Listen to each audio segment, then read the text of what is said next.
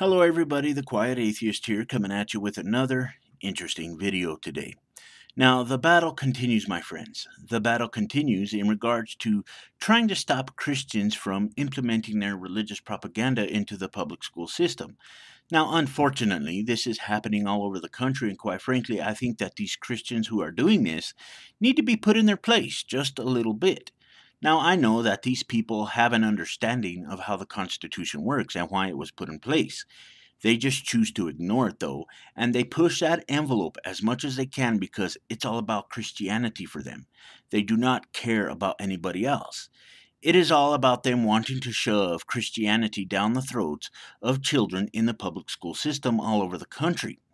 So let's get into the garbage that some Christians are up to in Kansas.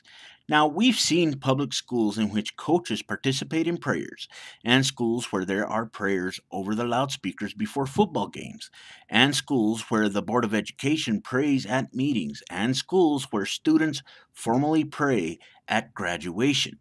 But even in Kansas, it's disturbing to see all of those things happening in a single school district.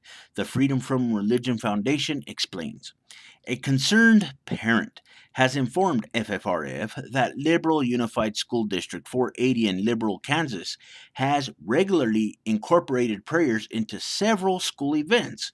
This includes prayers before girls' soccer games led by a coach designated student, prayers after boys' soccer games done in a similar fashion as the girls' soccer games, prayers before kickoff at home football games given over the loudspeaker.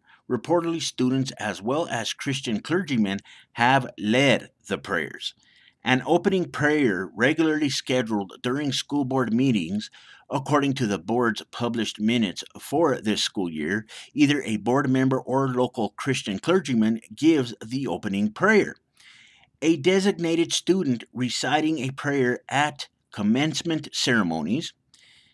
It is unlawful for any school sponsored event, including graduations and athletic games, to include prayer, FFRF staff attorney Andrew Seidel writes to Superintendent Renee Hickert.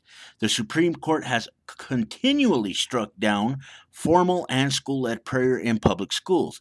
Even when student initiated, the Supreme Court has found prayers taking place at school sponsored events unconstitutional.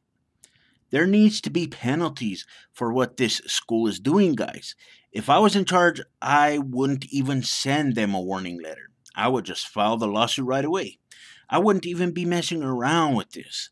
I will say that I am glad that there are organizations out there like the FFRF who are fighting what Christians are trying to push forth in this country. We have to do this, especially now with people like Betsy DeVos in office. This might be a little extreme when I say this, but I'm going to say it anyway. If these school districts continue with this garbage, if they continue with violating the Constitution of the United States, they should be shut down completely. That is how I feel about it. I mean, these people have no respect for the laws of this land, and they have clearly displayed it right here.